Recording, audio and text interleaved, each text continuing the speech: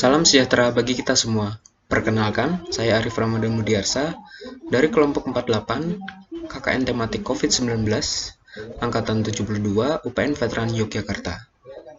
Saya dan rekan-rekan di sini akan menyampaikan materi mengenai pengelolaan keuangan sebagai salah satu materi dari penguatan ekonomi masyarakat. Jadi, apakah itu pengelolaan keuangan atau manajemen keuangan? Manajemen keuangan adalah keseluruhan aktivitas yang bersangkutan dengan usaha untuk mendapatkan dana dan menggunakan dana dengan efektif dan efisien agar mencapai tujuan yang telah ditetapkan. Lalu timbul pertanyaan, apakah masalah keuangan yang biasa muncul dalam usaha? Jadi, umumnya masalah yang muncul adalah yang pertama, menghabiskan terlalu banyak modal. Selama tahap awal pengembangan bisnis, kita akan cenderung dipenuhi dengan modal. Lakukanlah filterisasi dan buat prioritas dan hindari kesalahan biaya mahal yang tidak perlu. Perencanaan keuangan yang buruk, kesalahan manajemen dana, atau pengeluaran anggaran adalah penyebab umum kegagalan bisnis. Masalah yang kedua, yakni tidak bijaksana dalam membelanjakan uang. Lalu, ada poin utama pendanaan usaha yang dibagi menjadi 3 poin, yakni tentukan break-even point. Kita harus menargetkan berapa lamakah bisnis kita ini akan mencapai break-even point atau balik modal. Lalu buat rincian kebutuhan dari setiap programnya. Jika sudah membuat rincian program tersebut, bagi menjadi beberapa kategori waktu pelaksanaan. Kemudian, tentukan besarnya dana untuk modal. Bisnis yang baru tentu tidak akan langsung menghasilkan penjualan dan keuntungan yang bisa menutup biaya operasional. Oleh karena itu, sangatlah penting kita mempersiapkan dana operasional bisnis selama penjualan kita belum bisa menutupi biaya yang ada. Kemudian, tentukan target penjualan. Menentukan target penjualan, khususnya 3 bulan pertama, berguna agar kita dapat memprediksi dan memperhitungkan besarnya biaya operasional yang harus kita tanggung pada awal bisnis berjalan hingga penjualan tersebut dapat menutup biaya operasional bisnis bahkan menghasilkan keuntungan.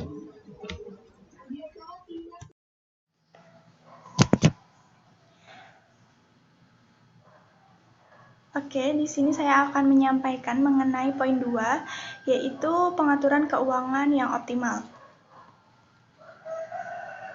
Nah,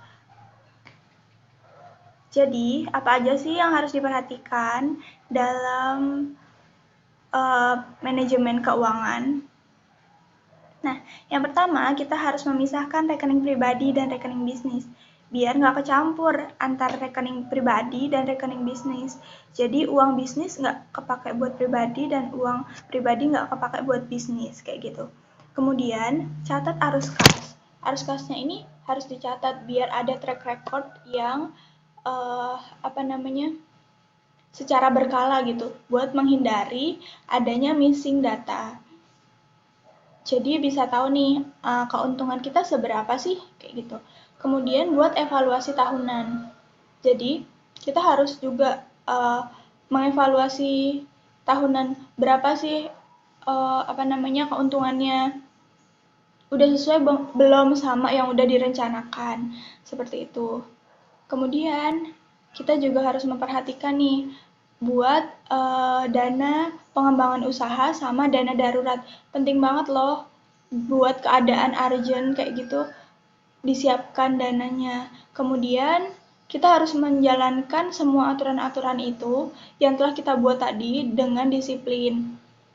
Nah, semua pengaturan keuangan bisa digunakan melalui bantuan software. Kita bisa mendownload aplikasi di software di Android kita, itu di Play Store, gunakan kata kunci catatan keuangan. Di situ udah banyak banget yang memakai software-software keuangan gitu.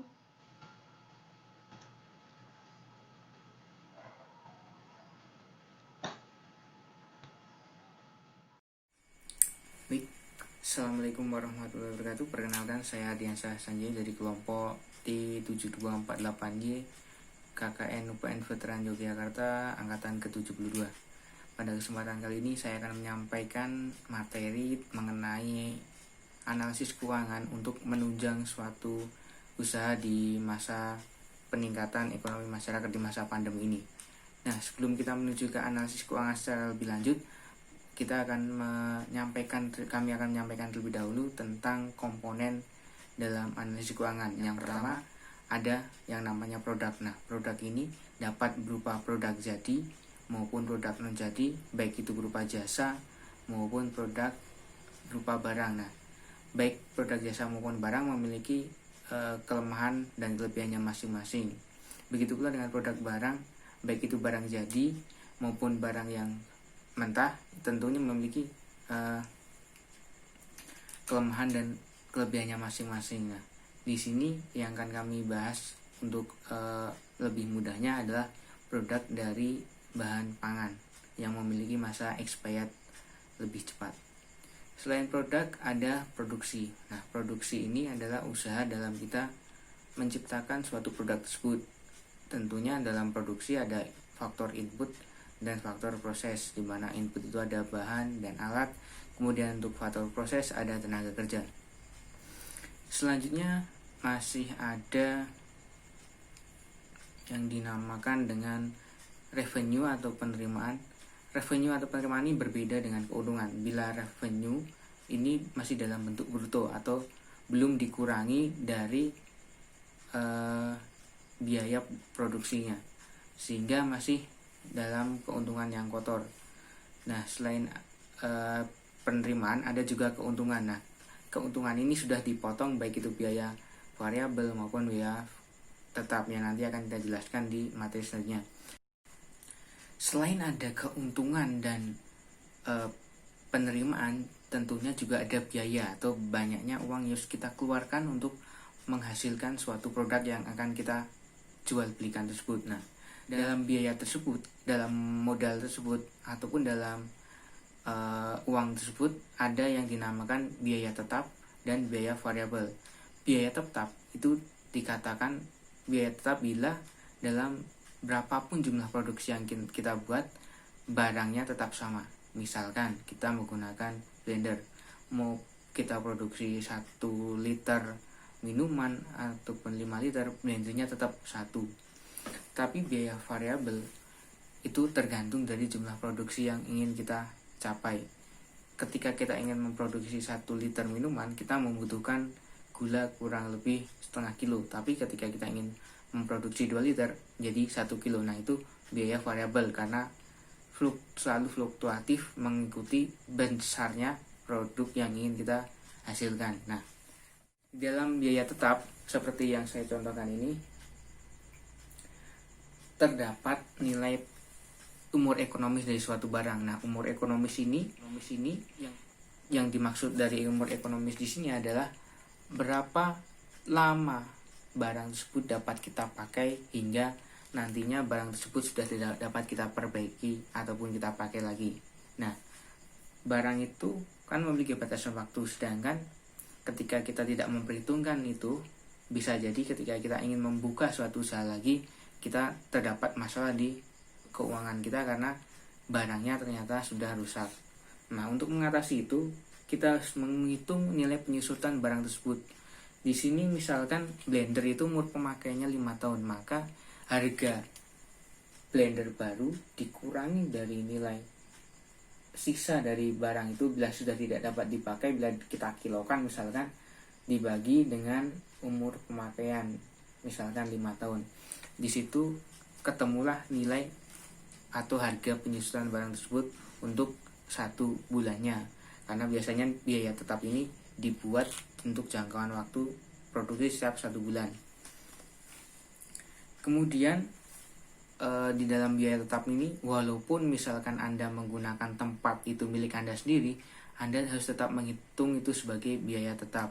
Kenapa? Karena ketika Anda ingin memperluas usaha Anda, ingin menambah cabang usaha Anda sudah memiliki perhitungan yang matang sehingga nanti harga produk Anda tidak berubah-ubah, sehingga konsumen pun tetap setia dengan produk Anda karena harganya stabil dan tetap dapat dijangkau oleh masyarakat. Selain biaya tetap, ada yang dinamakan biaya variabel. Contohnya seperti ini.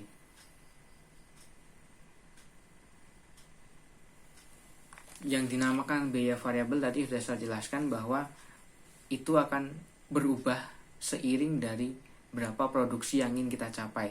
Semakin besar produksi yang ingin kita capai, biaya variabel biasanya juga semakin tinggi. Seperti di sini saya contohkan ada susu sapi, kemudian ada jahe. Itu kan barang yang harus kita sediakan sebanding dengan berapa produk yang akan kita ingin hasilkan. Nah, di dalam biaya variabel ini yang perlu kita perhatikan adalah biaya tenaga kerja. Nah, biasanya untuk tenaga kerja, bila masih memulai di awal, tenaga kerja masih dari kita sendiri, dengan artian tidak membeli atau menyewa orang untuk tenaga kerja. Nah, tetapi ketika Anda hanya melakukan usaha itu sendiri, bukan berarti tenaga Anda tidak dihargai, tetapi tetap dihargai dengan UMR ataupun besarnya tenaga kerja di region atau daerah Anda.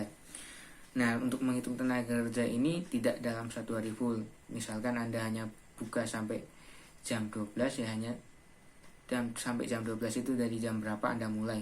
Nah, itu dinamakan JKO, jam kerja orang. Nah, dalam JKO itu Anda harus menghitung ketika satu hari full, biasanya 8 jam kerja, dibayar berapa rupiah. Dan ketika hanya setengah hari, dibayar berapa rupiah. Jangan sampai tenaga kerja yang hanya datang setengah hari Anda bayar sama dengan tenaga kerja yang datang satu hari. Itu akan menimbulkan kerugian di kemudian hari. Itu untuk biaya variabel. Nah, setelah kita mengetahui biaya tetap, kemudian biaya variabel, kita dapat mengetahui total biaya atau total cost-nya, yaitu penjumlahan dari biaya variabel ditambah dengan biaya tetap.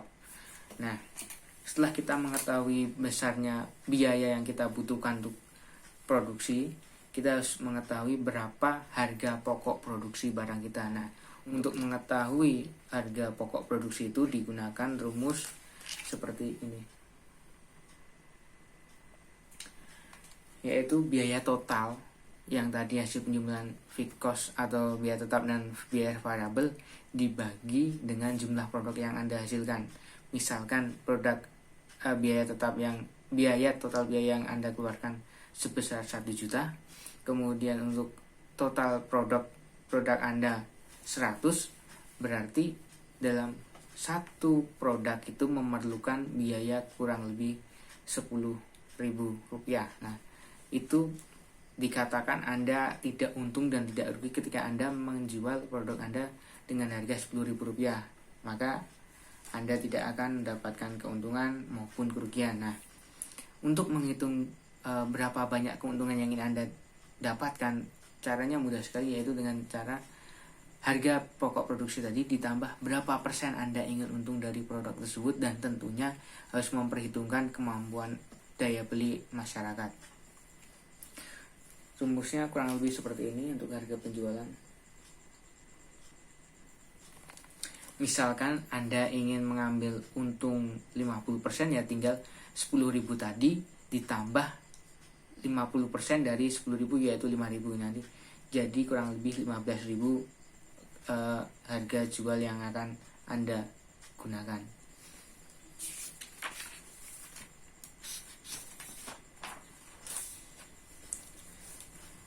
Selanjutnya ada total penerimaan atau hasil penjualan yang akan Anda dapat. Nah, caranya untuk menghitung berapa banyak total penerimaan dengan cara berapa banyak produk yang Anda terjual dikali dengan berapa besar harga jual Anda. Itu dinamakan penerimaan, dan itu masih dalam kotor karena belum dikurangi dari biaya produksi Anda.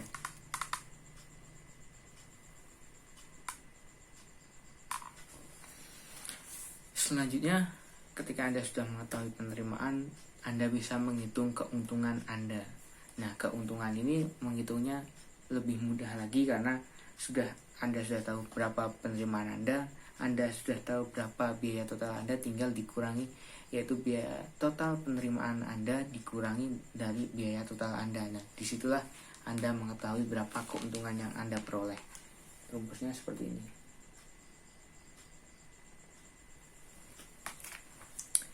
Kurang lebih demikian untuk perhitungan analisis keuangan dari saya. Kemudian terdapat financial technology atau yang disingkat dengan fintech. Fintech ini merupakan hasil gabungan antara jasa keuangan dengan teknologi yang akhirnya mengubah model bisnis dari konvensional menjadi modern. Yang awalnya dalam bayar harus bertatap muka atau membawa uang dengan tunai, kini dapat melakukan transaksi secara jarak jauh tanpa kontak dengan melakukan pembayaran yang dapat dilakukan dalam hitungan detik saja. Keuntungan fintech bagi pemilik usaha, yakni fintech dapat mengecek pembayaran. Dengan fintech, seluruh proses itu akan dilakukan online dalam jaringan. Sehingga dengan hitungan menit, pemilik usaha dapat mengatur segala proses keuangannya secara transparan dan efektif. Lalu pembayaran tagihan semakin mudah. Fintech membantu dalam pengaturan pembayaran tagihan secara tepat waktu. Terlebih lagi, pembayaran tagihan bisa dilakukan online dan tidak usah bersusah payah dengan menggunakan cek atau amplop atau mencari stempel. Kemudian, fintech sebagai platform penyedia pinjaman modal usaha. Fintech dapat memberikan akses pinjaman secara daring. Hal ini tentunya sangat fleksibel karena para pemilik usaha hanya perlu mencantumkan dokumen-dokumen yang dibutuhkan secara online. Tidak perlu repot keluar rumah dan meninggalkan tempat usahanya.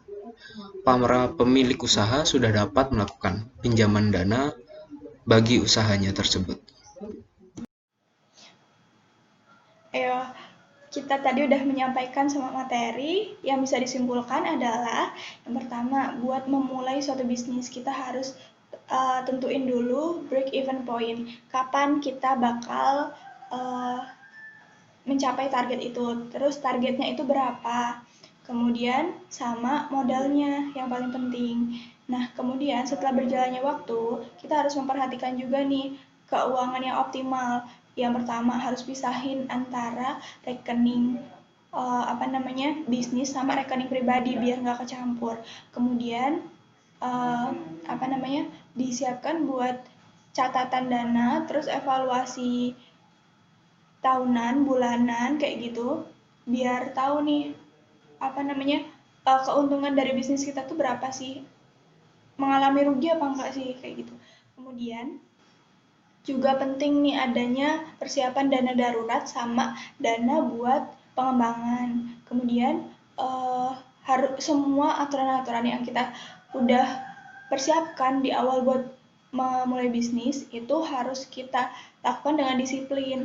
Kemudian kita juga bisa nih buat mengatur dana itu pakai software-software yang udah ada kayak gitu. Banyak kok di Play Store gitu udah di-download. Bisa di-download dengan Keynote itu catatan keuangan. Dicoba aja buat memulai bisnis, itu bagus banget. Kemudian tadi juga udah disampaikan kalau ada contoh bagaimana sih analisis pendanaan.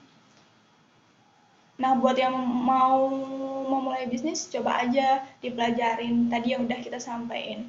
Kemudian sama zaman sekarang tuh banyak yang menggunakan finance teknologi vintage. Nah, itu contohnya adalah OVO, terus Dana, terus apa lagi nih? GoPay. Nah, seperti itu. Jadi, memulai bisnis itu lebih baik kan. Silahkan dicoba. Terima kasih. Nah, buat yang mau tanya bisa komentar di kolom di bawah ini ya. Oke, dadah. Sampai jumpa.